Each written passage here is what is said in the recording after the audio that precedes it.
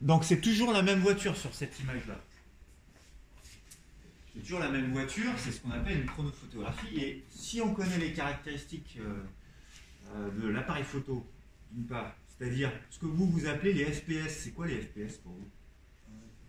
Ouais. Les images par seconde. C'est les images par seconde. Indirectement, quand vous connaissez les FPS, si vous filmez en 60 FPS, en 100 FPS, en 200 suivant votre téléphone, c'est que vous allez prendre des photos de façon plus rapide les unes à la suite des autres. Mais de toute façon, c'est régulier. Donc quand on connaît le nombre de FPS, ça veut dire qu'on connaît le temps qui s'écoule entre deux photos. Donc on a une idée du temps qui s'écoule. Et puis ici, on a rassemblé donc toutes les images de la même voiture sur la même image. Et on va pouvoir étudier des positions et du coup on déduire des vitesses puisque le temps on l'a entre deux images. Le problème de cette chronophotographie, c'est quoi? Est-ce que vous le voyez? Est-ce qu'on peut tout exploiter là-dessus? Non, parce que différents temps. Pourquoi on ne peut pas exploiter à certains endroits? Ça dépend de point de vue. Parce que c'est trop petit, mais surtout, on a changé de plan. Il faut que le déplacement il soit perpendiculaire au caméraman pour que ce soit valable. Si la voiture elle vous arrive vers vous, vous ne pourrez pas avoir le déplacement comme il faut. Donc, l'échelle, c'est plus la même hein, entre les voitures qui sont au fond et les voitures qui sont devant. Donc, on pourrait l'exploiter devant et essayer d'estimer à quelle vitesse va cette voiture. Si je connais une échelle de distance, la voiture elle fait 4 mètres, après je peux mesurer l'écart qui sépare une image d'une autre pour le même point de la Formule 1 et puis estimer sa vitesse. Je m'étais amusé à faire ça en récupérant ça sur Internet, on arrivait à une vitesse de 200 ou 300 km/h pour cette voiture ici, ce qui était complètement cohérent. Donc on pourrait le faire, mais on ne va pas le faire aujourd'hui. Alors, on en est au grand 4, après avoir vu la notion de vitesse moyenne et vitesse instantanée. Vitesse moyenne, c'est sur un long parcours, vitesse instantanée, c'est en un point donné. Maintenant, on va aborder ces notions de direction et de sens. Avant de commencer, il faut qu'on parle de coordonnées. Un système de coordonnées. Alors ça, c'est nouveau pour vous. Nouveau ou pas, je ne sais pas d'ailleurs. En tout cas, ça vous sera utile pour les maths, puisque vous allez le faire en mathématiques quand vous allez commencer à parler de vecteurs.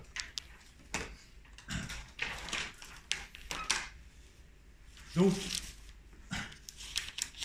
quand je veux repérer un point dans l'espace, il me faut ce qu'on appelle un repère. On avait dit qu'un système, une balle par exemple, je choisis son centre.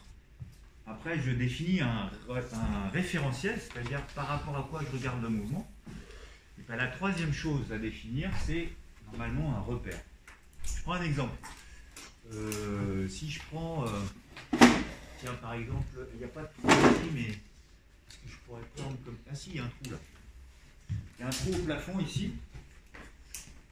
Ben, je pourrais essayer de repérer la position de ce trou en définissant un repère.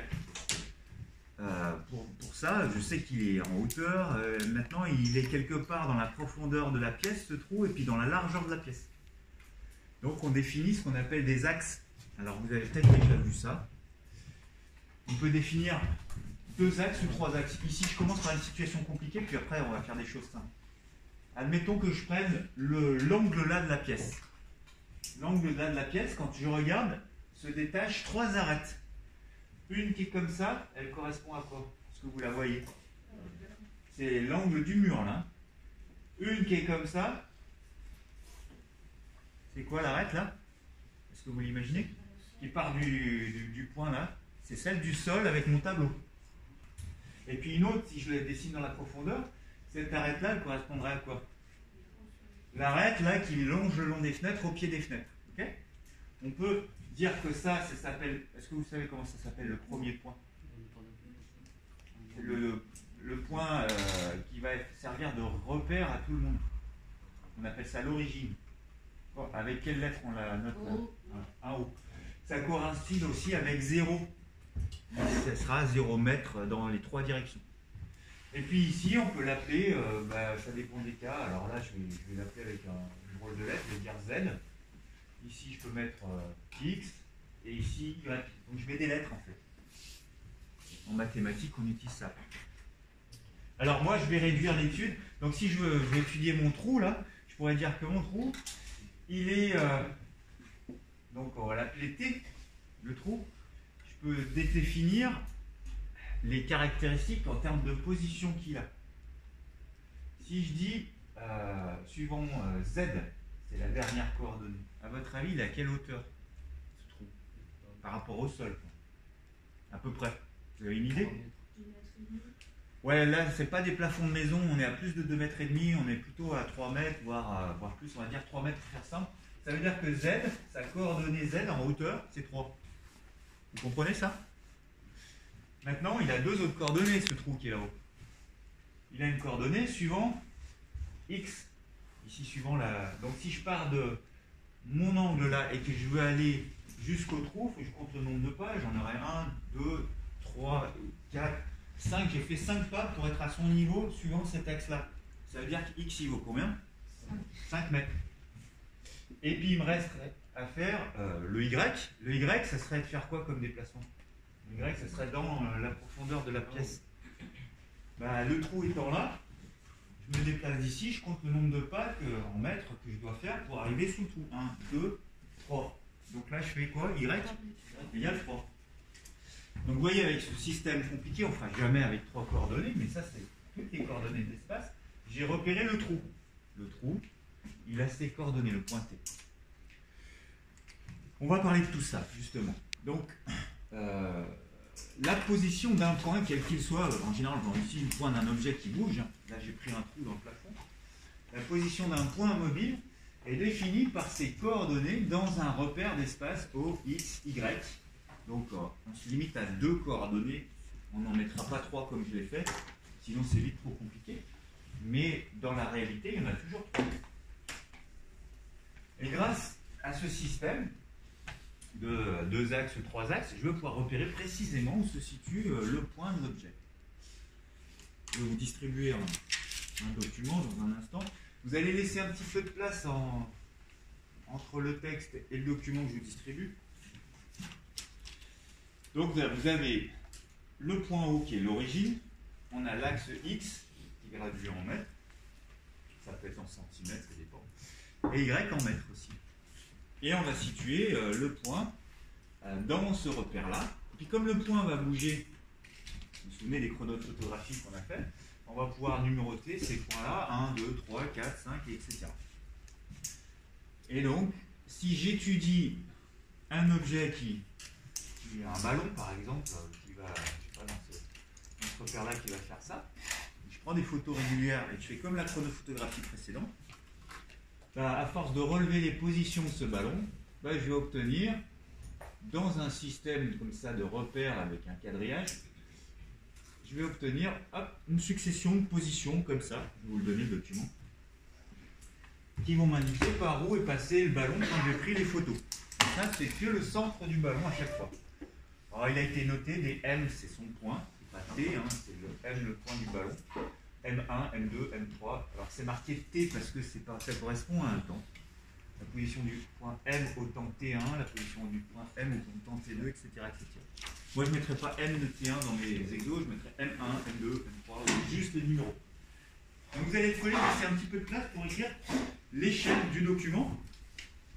Et puis on va faire tout un tas de choses là-dedans, dans ce système. On va pouvoir repérer les points dans le repère. Surtout, on va pouvoir ensuite calculer des vecteurs vitesse et les tracer.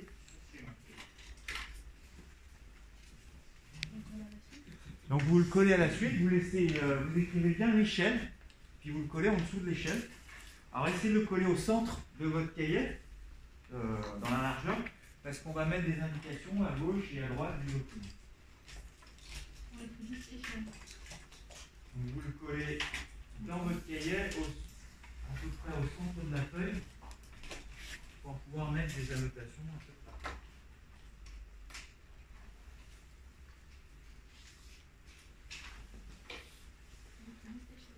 Vous écrivez ce qui est en noir, puis vous le collez en dessous, comme ça, au centre de la feuille, dans la largeur.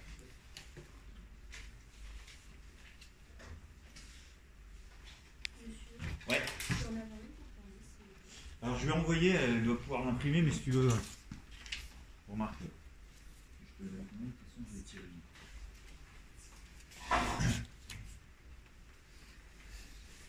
Bien. Ça filme toujours en fait? Ouais. Alors, donc on a une indication sur le temps. Qu'est-ce que c'est quoi l'indication? Elle dit quoi? Est-ce que vous la voyez? Ouais. Toutes les 30 millisecondes, on a pris une nouvelle photo dont on a relevé le centre de l'objet qui se déplaçait. Donc il s'écoule 30 millisecondes entre chaque position. Et puis il y a une autre indication qui concerne l'échelle. Alors vous avez de toute façon des graduations en mètres ici, mais pour simplifier les choses, j'ai mis une échelle. Une échelle de 1/15e, rappelez-moi ce que ça veut dire. Souviens? Voilà, 1 cm sur le dessin, sur votre schéma, ça correspondra à 15 cm dans la réalité. Donc toutes les mesures que je vais pouvoir faire là-dessus, je pourrais les multiplier par 15. Vous pourriez faire l'essai, mesurer ici, vous multipliez par 15, vous allez trouver 80 cm, 0,8 m. Et donc c'est une échelle 1/15e. Alors maintenant, si on voulait repérer par exemple un point M, alors on ne va pas l'écrire sur le cahier, mais si je repère le point M1, est-ce que vous arrivez à trouver si vous allez le faire quelque part M1 où est-ce qu'on va le faire? Vous allez le faire ici. Donc position du point M1. Qu'est-ce que vous allez faire quand vous voulez trouver la position du point M1?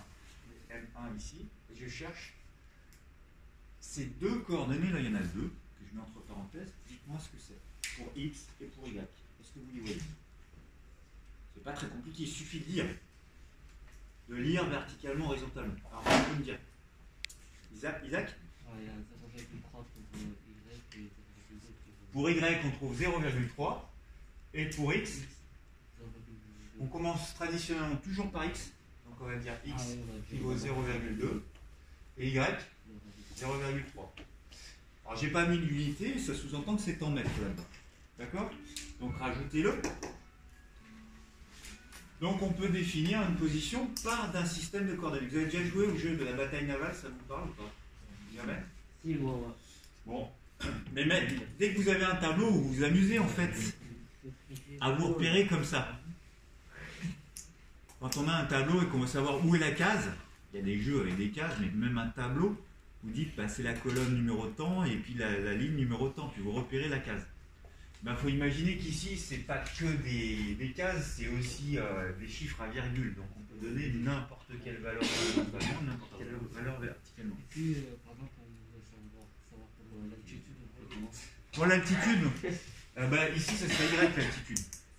Maintenant, on peut avoir un troisième système comme ça, un troisième axe. Et dans ce cas-là, on a trois axes, on peut repérer ça dans tout l'espace. Là, on simplifie les choses. En seconde, on voit, même dans tout le lycée, on ne voit que des mouvements qui se font dans un plan.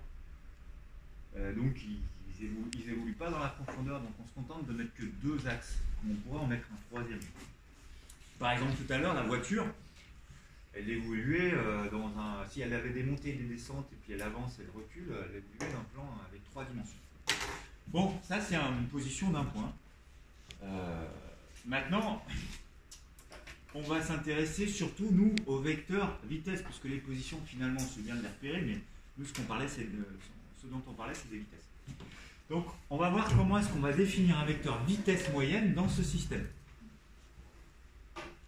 Donc, vous notez en dessous, alors laissez bien de la place, laissez 2-3 lignes, parce qu'on va rajouter des choses pour tout ça. Donc, vecteur vitesse moyenne. Le vecteur vitesse moyenne, Nassim, je ne vais pas tarder à me déplacer. T'es souvent en train de regarder derrière. Je n'ai pas compris, on est direct à la fiche ou on saute Non, laissez 2-3 lignes là, en dessous du document. Le vecteur vitesse moyenne, qu'on note V, sans numéro. Alors des fois je mets moy en dessous, en indice. Imaginez qu'il soit entre deux positions M et M', je n'ai pas mis des numéros parce que ça peut être n'importe lesquels. Ça peut être entre M1 et M3. Eh bien, je vais pouvoir le calculer Alors ça sera valable que si le mouvement il est rectiligne. En disant que bah, c'est la distance mm' divisée par le temps qui s'écoule. Sauf que j'ai pas de direction et de sens. Imaginez que mon point M il soit là. Et après j'ai d'autres points. Là c'est un mouvement qui est rectiligne, le point M' il est là. Mon vecteur vitesse, alors imaginons un mouvement qui soit accéléré. Qu'est-ce qu'il faut que je fasse sur mes points quand il est accéléré? Au début ils sont écartés ou serrés? Ils sont serrés au début, et puis après ça s'écarte de plus en plus. Voilà un mouvement accéléré. Bon, ma vitesse, je peux la calculer, la vitesse moyenne. Hein. Normalement, c'est la distance mm' divisée. Bah tiens, il s'écoulerait combien de fois le temps entre chaque image ici? Si j'ai mon premier point ici, 1, 2, 3, 4 autres images, j'ai 5 photos. Ça serait, si j'ai 5 photos, ça serait 4 fois l'intervalle de temps entre chaque photo. Bon, moi, je vais mettre la durée totale. Hein. Ici, il faudrait la calculer, ça dépend des cas de figure. Maintenant, je n'ai pas de notion de direction et de sens. La vitesse, je vois bien qu'elle va dans quel sens et quelle direction. Est-ce qu'elle va vers le bas, vers le haut, vers la gauche, vers la droite là? Elle va vers M' en partant de M. Donc, si je veux avoir cette information sur la direction et le sens, bah, ça va être donné par la flèche qui va de M à M', qu'on appelle le vecteur déplacement. Ça, c'est ce qu'on appelle le vecteur déplacement. Donc, la définition de la vitesse moyenne en vecteur, ça va être ça. mm', on appellera ça le vecteur déplacement. Donc, une vitesse moyenne, si je veux sa direction et son sens, ben, elles seront données par la direction et le sens de vecteur déplacement m et m'. Donc, ce vecteur déplacement, si je calcule sa valeur, ça sera en mètres. La durée, elle est en secondes. C'est la durée totale. Hein. Oui.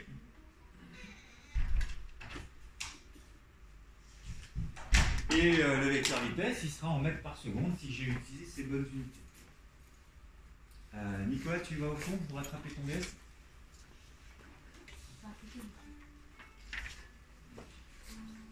Laisse tes affaires là, tu prends juste le code là. Bonjour. Est-ce que installez-vous là et là, vous réglerez pour le problème. Rihanna, installe-toi là. Si, c'est ça. Maintenant là. Voilà, pardon. Alors, vous pouvez m'expliquer pourquoi vous arrivez que maintenant? Oui, c'est ça. D'accord, vous êtes passé en terme? Aujourd'hui, après. Ouais. Non. Du coup, vous êtes passé en vie scolaire, ils vous ont retiré. C'est eux qui ont géré la modification. Là, il a dit qu'il faut qu'on fasse chez nous. Oui, l'absence, mais moi je ne vais pas vous retirer l'absence là. Ouais, c'est bon. Après, ils nous ont dit c'est ça. Alors, essayez de rattraper rapidement ce cours. On n'a fait que ça là, pour l'instant, dans le cahier en partie cours. Donc il y a la mienne qui est ici. Il y a des filles qui viennent d'arriver. Et puis, Ariane.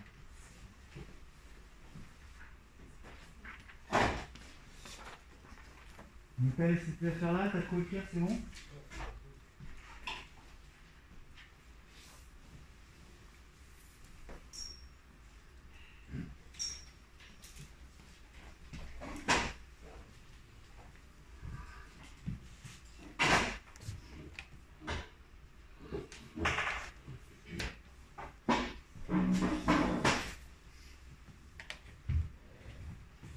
Donc ça c'est vecteur vitesse moyenne. On va voir qu'on peut calculer aussi un vecteur vitesse instantanée. Alors je vais écrire la suite au tableau parce qu'on a 4 élèves qui viennent d'arriver en retard et qui ont besoin de rattraper ce cours. Donc la suite je vais la faire au tableau.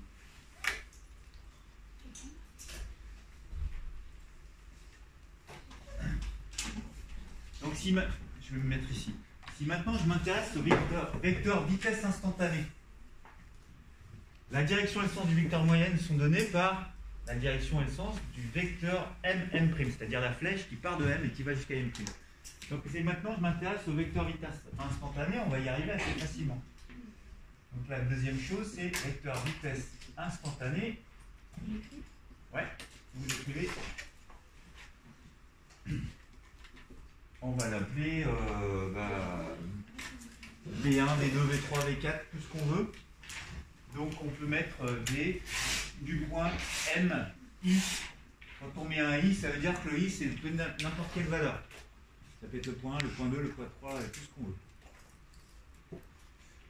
Ce vecteur, donc, il sera au point MI. Je rappelle que I, ça peut être n'importe quel chiffre. On va voir des cas particuliers, ça va être plus simple. Mais là, je fais le cas général. C'est un peu compliqué pour vous parce que c'est la première fois que vous voyez des I comme ça. I, c'est un numéro. Donc, on avait déjà écrit ça. Est-ce que vous pouvez retrouver dans votre cahier l'expression de VLI qu'on avait écrite? Est-ce que vous la voyez?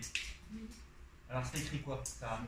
MI plus 1. Donc, on part du point considéré et on va jusqu'au point d'après, c'est-à-dire I plus 1, c'est la valeur d'après. Et ça, on le divise par le temps qui s'écoule entre les deux. On va l'écrire, sauf que cette fois-ci, il nous faut une indication sur la direction et le sens. Puisque c'est un vecteur. La direction sera donnée par la flèche qui part de MI et qui va jusqu'à MI plus 1. On appelle ça un vecteur déplacement, mais qui est local. Cette fois-ci, ce n'est pas un grand vecteur. Donc c'est les mêmes expressions que précédemment, sauf que cette fois-ci, je rajoute ces informations concernant la direction et le sens. Donc toujours pareil, ici c'est le vecteur déplacement.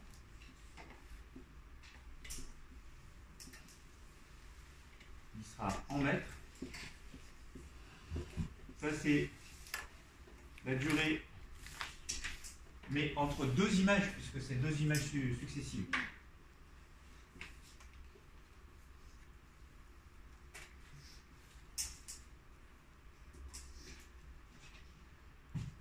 Elle sera en secondes. Et du coup, on aura la vitesse instantanée en mètres par seconde.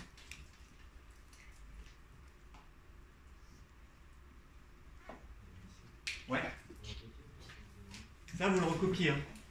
Normalement, c'était censé s'afficher, mais comme j'attends les retardataires, je leur laisse la possibilité de rattraper leur retard. Je vous ai donné le document. Hein. Ouais.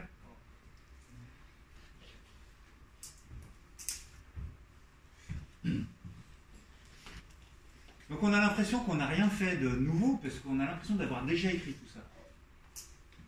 Sauf que par rapport à avant, où on n'avait pas mis les flèches, on donne l'indication sur la direction et le sens de cette flèche. Donc ça c'est la nouveauté, il ne faudra pas le mettre n'importe comment. Donc la direction et le sens des vecteurs vitesse sont donnés. Ouais. Mais ça fait, si je vais calculer la vitesse moyenne instantanée d'un mouvement, le vecteur, du coup, si le mouvement est par là, je mets une flèche comme ça. Alors si j'ai par exemple un mouvement qui va comme ça. 1, 2, 3, 4. La vitesse moyenne, le mouvement il va de la gauche vers la droite et à peu près horizontalement ici. L'axe, hein, la direction, c'est cet axe-là. Si je calcule, on va voir des cas concrets hein, de toute façon après. Si je calcule la vitesse moyenne, donc ça va de 1 à 4, je calcule, admettons, je sais pas, 5 mètres par seconde. Bon, bah, 5 mètres par seconde, pour cette vitesse moyenne, je peux le mettre n'importe où sur le trajet, en général au milieu, puisque c'est une vitesse moyenne. Et je vais faire une flèche comme ça, je vais indiquer que ça, c'est la vitesse moyenne. C'est-à-dire qu'elle a la direction et le sens du mouvement. Normalement, je le fais superposer à la direction. Et puis, c'est vers la droite. Maintenant, quand je vais calculer, on va le voir tout à l'heure, hein, V1 par exemple, est-ce que V1 sera grand? Je vais le calculer, il sera plus petit que la vitesse moyenne, je vais avoir un petit vecteur là. Bien. On verra concrètement comment le faire. Et si je calcule V3, il sera comment par rapport à V1? Est-ce qu'il sera plus grand ou plus petit quand on regarde ça?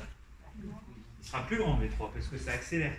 Donc je vais le calculer et la direction et le sens sera donné par la direction et le sens qui va de 3 à 4. De N3 à N4. Alors ça ne va pas forcément aller jusqu'à 4, hein, ça peut même dépasser le point 4, ça dépend des chiffres. On va le voir. Là ça sera V3 par exemple. Mais on va voir des cas concrets. J'ai répondu à ta question tout de suite pour l'instant, mais on va voir des cas concrets. Ça, vous ne l'écrivez pas. Donc, on note simplement que la direction et le sens du vecteur déplacement sont donnés, du vecteur vitesse sont donnés par le vecteur déplacement.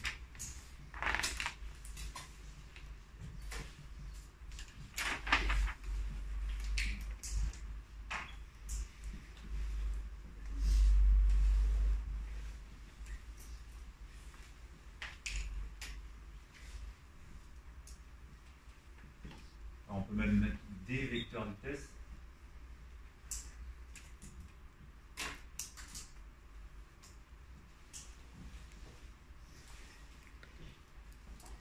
C'est donné par les vecteurs déplacement. C'est eux qui indiquent vers où et dans quel axe on va tracer la flèche.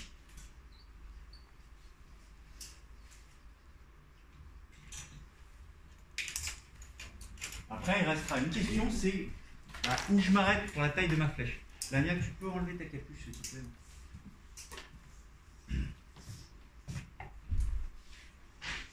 Donc pour pouvoir savoir où je vais, on va le faire là-dessus. Hein.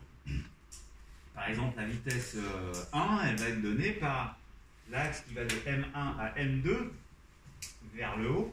Maintenant, je ne sais pas où m'arrêter. Il va falloir choisir une échelle de représentation des vitesses. Et ça, c'est la dernière chose à définir. Puis après, on peut tracer les vecteurs vitesse et les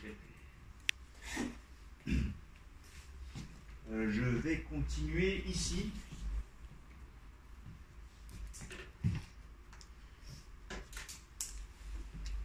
Donc il est nécessaire, avant de tracer ces vecteurs, de définir une échelle de représentation des vecteurs vitesse. Donc, une échelle de représentation des vecteurs vitesse.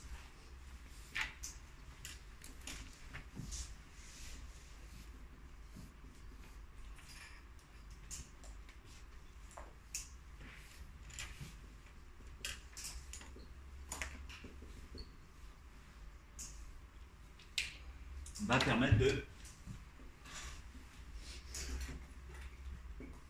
tracer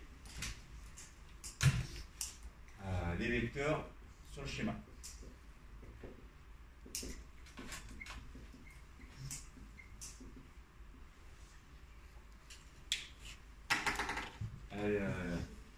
Les retardateurs, vous me ferez signe quand vous aurez fini cette partie qui est sur le vidéoprojecteur. C'est fini là? Clélia, la mienne, non, peut-être pas? T'as pas encore fini.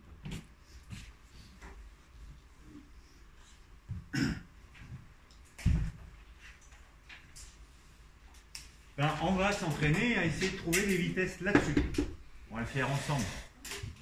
Et on va faire des mesures, on va faire des calculs.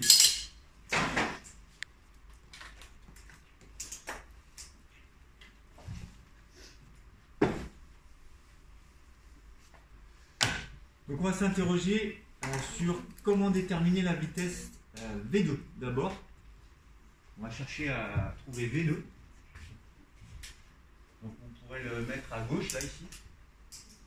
Donc le vecteur V2, on va chercher à la retrouver. Et puis d'une autre couleur encore, je ne sais plus quelle couleur j'ai choisi sur le document. On va chercher V5. Je l'ai mis en violet moi, sur mon cours. Là, je le mettrai en rouge. Donc là, je m'intéresse sur ce document qu'à des vitesses instantanées. Je ne peux pas vraiment calculer de vitesse moyenne là-dessus. Pourquoi, d'après vous? C'est pas rectiligne, donc il ne faut pas mesurer si ça allait de 1 à 6. Mesurer cette distance-là, ce n'est pas la distance réelle, donc ça serait trop éloigné de la réalité. Donc comme c'est courbe, je ne peux pas le faire. Par contre, je peux faire des vitesses instantanées parce que ça va être une approximation mais pas trop mauvaise. Alors, V2, je vais l'écrire comment? C'est le point 2, vecteur vitesse V2. Dites-moi, en partant de cette formule-là, qu'est-ce que je dois écrire? C'est de M à combien à M combien? Dis quoi, Sarah? Ouais, alors si c'est le point 2, ça va du point 2 au point 3. C'est toujours du point qu'on considère jusqu'au point d'après. Donc, mais avec le vecteur M2, M3. En vecteur, divisé par la durée qui sépare deux images. Est-ce qu'on a cette durée qui sépare deux images? Ouais, on a 30 millisecondes. Donc, d'abord, dans un premier temps, vous allez mesurer M2, M3. Qui n'a pas de règle? Qui n'a pas de règle? On mesurer.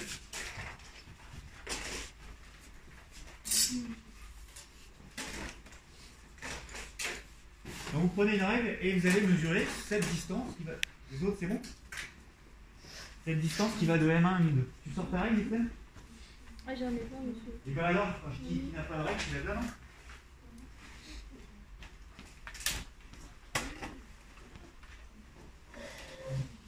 T'as une règle?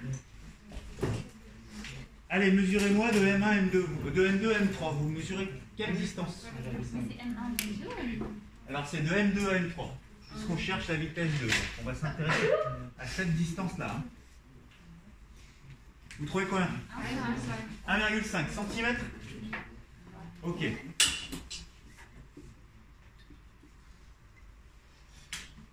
Si ça fait 1,5 cm, est-ce que c'est ce que j'ai trouvé moi? J'ai trouvé 1,4. Vous avez bien placé votre règle? Non, moi j'ai trouvé 1,4. C'est entre les deux. Bon. Alors, moi j'ai fait ma correction ici avec 1,4. Donc on va garder 1,4 en mémoire. Histoire que ce soit fidèle à mon tracé après. Ça c'est sur le schéma ou en réel que l'objet il a fait 1,4 cm? Sur le schéma. Donc en réel, il faut faire quoi? Ouais, je l'ai entendu, x 15. Donc allez-y, dites-moi combien ça fait quand je multiplie par 15. Ça fait 21 cm. Donc là j'ai fait x 15 parce que c'est l'échelle qui me l'indique. C'est 15 fois trop petit, je multiplie tout par 15. 21 cm, mais il me faut le résultat en mètres. Ça fait combien en mètres? 0,21. Ok. Il ne nous reste plus qu'à déterminer le temps. Le temps en secondes. J'ai 30 millisecondes, ça fait combien en secondes? 0,030, j'ai entendu, ouais. Et donc j'ai plus qu'à diviser ça par ça pour trouver la valeur de la vitesse. Donc sa valeur, c'est 0,21 divisé par 0,030. Bah, dites-moi combien ça fait. Alors, remarquez une chose, j'ai plus mis de flèche là, parce que je calcule des valeurs, je ne mets plus la flèche sur la vitesse. 7 7, c'est quoi l'unité? Mètres par seconde. Donc, ce qui signifie que mon vecteur vitesse avance à 7 mètres par seconde. En position 2. Alors, tout le monde a recopié ce qui est sur l'écran là, hein, c'est bon. Donc bon, vous allez retrouver tout ça maintenant ici. On donne plus ce qui est écrit en vert, non? Alors, ce qui est noté en vert, on va le noter ici, puisqu'il s'affiche ici. Maintenant. Tout ce qu'on vient de dénoncer là, c'est la même chose ici. Donc pour passer de là à là, on a multiplié par 15. C'est l'échelle. Maintenant, il faut que je sache, je ne vais pas faire un vecteur qui fait 7 mètres de long, on est d'accord, hein, 7 mètres par seconde, je ne vais pas faire un truc de 7 mètres de long, mon cahier est électrique. J'ai proposé ici, en général on vous le proposera dans quasiment tous les exercices, sauf ce livre, une échelle de représentation des vitesses. Tiens-toi correctement s'il te plaît Massime, enlève ton coude de la table de ton voisin. 1 cm, on va choisir de faire en sorte que ça représente une vitesse de 2 mètres par seconde. Une flèche qui fait 1 cm de long, ça va représenter 2 mètres par seconde de vitesse. À ne pas confondre avec l'échelle 1 cm de schéma qui représente 15 cm dans la réalité, c'est autre chose, c'est une autre échelle, ça c'est pour les vitesses. Donc si 1 cm représente 2 mètres par seconde, alors pour représenter une vitesse de 7 mètres par seconde, il faut que ça fasse quelle longueur? 3,5 cm. Parce que vous divisez par 2, hein, vous allez trouver 3,5 cm de long, ça représente 7 mètres par seconde. Donc ici, le vecteur V2 va faire 3,5 cm de long, compte tenu de cette échelle. Et j'ai plus qu'à le tracer. Donc pour le tracer, je vais placer ma règle. Souvenez-vous, un vecteur, hein, on prend un point de départ, on place la règle, un point de départ c'est le point d'application, on place la règle, c'est la direction. de quel côté je vais, c'est le sens, et puis après j'ai l'intensité, la valeur de la vitesse. Quel est le point de départ ici? On parle de quelle vitesse? M2. C'est le point M2. On va partir de là. Donc alors je vais le faire en vert, puisque la vitesse est en vert. Donc je sais que je vais partir de M2. Maintenant, comment je place ma règle? Je la place comme ça? Je vais utiliser l'axe qui va de M1 à M2, de M2 à M3, de M3 à M4. Quel axe? Alors de M2 à M3, puisque c'est cet axe-là qui va me donner la direction. Donc je me place de M2 à M3, ma règle. Là j'ai la direction. Dans quel sens je vais? Vers le haut ou vers le bas? Vers le haut. Et au bout de combien de temps je m'arrête? Quelle longueur de flèche? 3,5 cm. Je pense que sur votre cahier, 3,5 cm, ça doit arriver à peu près par là. Pardon? 3,5, on vient de dire qu'on a trouvé une vitesse de 7 mètres par seconde et qu'on propose comme échelle de vitesse que 1 cm de flèche, ça représente 2 mètres par seconde. Si je fais 2 cm, ça va être 4 mètres, 3 cm, ça va être 6 mètres par seconde, donc 3,5, je vais arriver à 7 mètres par seconde. Donc vous allez voir un vecteur comme ça, je crois que je me suis bloqué dans le dessin. Ouais. Oui? 3,5 cm. Puisque l'échelle, c'est celle qui m'a permis de déterminer que ça avait 3,5 cm. Donc vous mesurez avec votre règle, là, ici, ça doit faire 3,5 cm de long, et ça s'appelle le vecteur vitesse comment? V2. Et il doit faire 3,5 cm de long, ça c'est pas obligé de le noter, mais c'est pour vous. Et bien faites la même chose, cette fois-ci avec le vecteur vitesse V5. Je vous laisse un peu chercher. Il y a des mesures à faire, des calculs à faire. Vous avez 2-3 minutes et ensuite on fera des exos pour s'exercer à faire tout ça. Ouais. On va appeler V2 parce que c'est le point D. Vas-y, répète la question. On l'a appelé V2 parce que c'est le point D qu'on calcule. On l'a appelé V2 parce que c'est le point qu'on a calculé, c'est la vitesse qu'on a calculée en point 2. On aurait pu l'appeler VM2 si on avait voulu respecter le cours. Après, ça fait beaucoup de lettres, donc je mets V2, ça se comprend bien, c'est la vitesse en position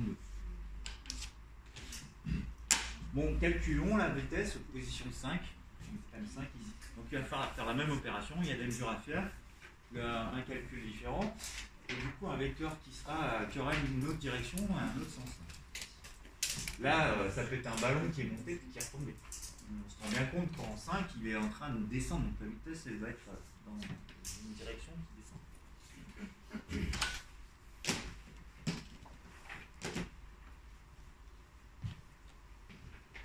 Donc je vous laisse quelques minutes pour faire ces mesures. Je t'en prête une. Il y en a d'autres qui ont besoin d'une calculatrice?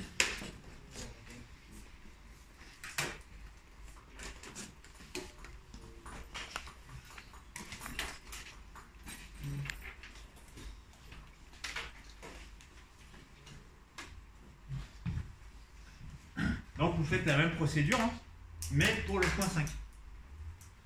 Donc on va mesurer de 5 à 6, quelle distance ça fait, on multiplie tout ça par 15,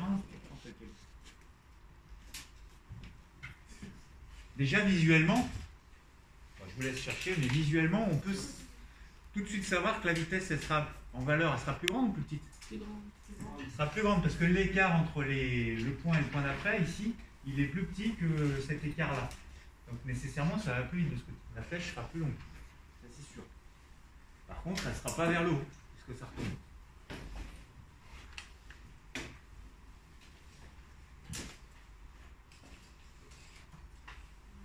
Monsieur, Ouais. comment vous avez trouvé 3,5?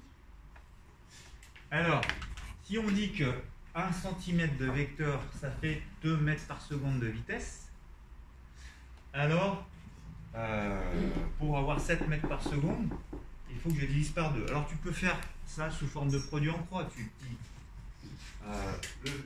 la représentation des vecteurs et puis ici les valeurs en mètres par seconde. Et puis tu le fais comme ça au brouillon. Tu dis ici, on a dit qu'1 cm de vecteur, c'était pour 2 mètres par seconde. Alors 7 mètres par seconde, ça va faire combien? Et là, tu fais un produit en croix, ça fait quoi? 1 fois 7, divisé par 2. 7 divisé par 2, ça fait 3,5 cm. On peut y arriver intuitivement, 3,5 cm multiplié par 2, ça va bien faire 7. Hein. Ouais. Ok, j'arrive.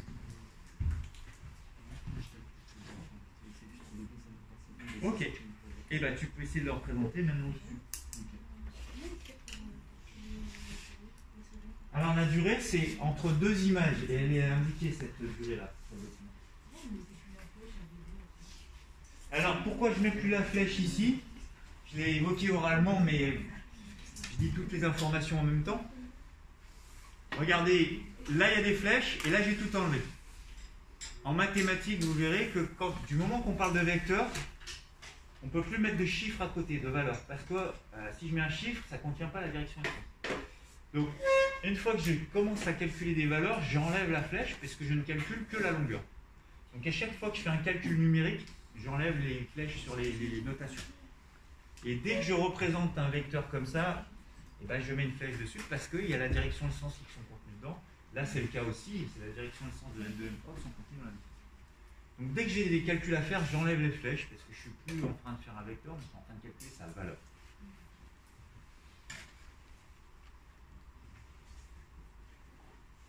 Alors, combien de centimètres vous avez trouvé? Sarah? Vous êtes tous d'accord? 2,3? Ouais. On part là-dessus? 2,3 moi aussi. Du coup, la distance réelle, ça va être combien? Vas-y, Sarah. En fait, ça fait 34,5. 34,5 cm, ouais. 0,345 que j'ai arrondi moi à 0,35, puisque on a deux chiffres significatifs, mais c'est juste ce que tu as fait. Et le temps, c'est toujours le même, 0,030 secondes. Donc je divise 0,35, ça va 0,030. Et ça fait combien? Ouais, Sarah? 11,5 que j'ai arrondi à deux chiffres, j'ai arrondi ça à 12. Donc 12 mètres par seconde pour la vitesse V5. Donc maintenant, si je dois tracer ce vecteur, alors je vais le tracer en rouge moi ici. Il part, alors ouais, quelle longueur il va faire? 6.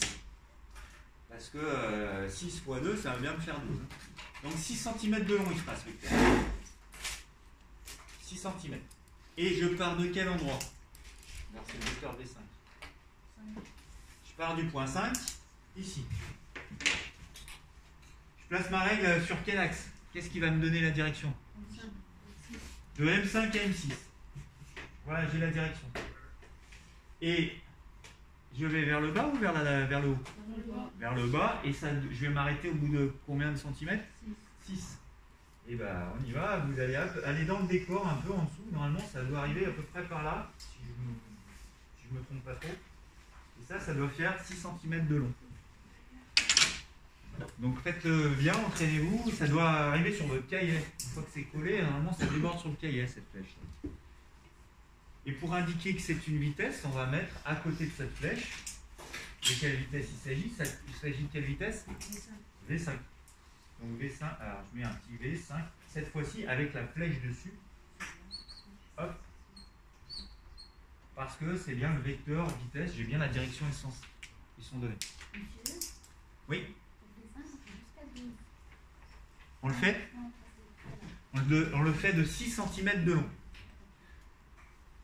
Écoute bien Tasnim, comme ça doit faire 12 mètres par seconde, mais que chaque centimètre de flèche c'est 2 mètres par seconde, bah, si je fais une flèche de 6 cm, ça va bien me faire représenter 12 mètres par seconde. Alors on va commencer à s'entraîner, je vous ai distribué deux documents d'exercice là.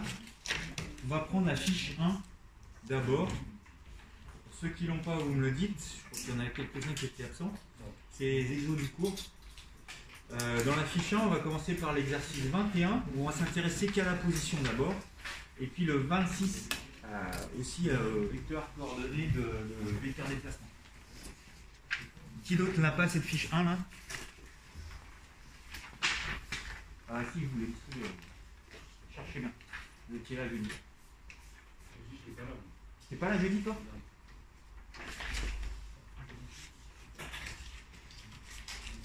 Alors je vais arrêter la vidéo.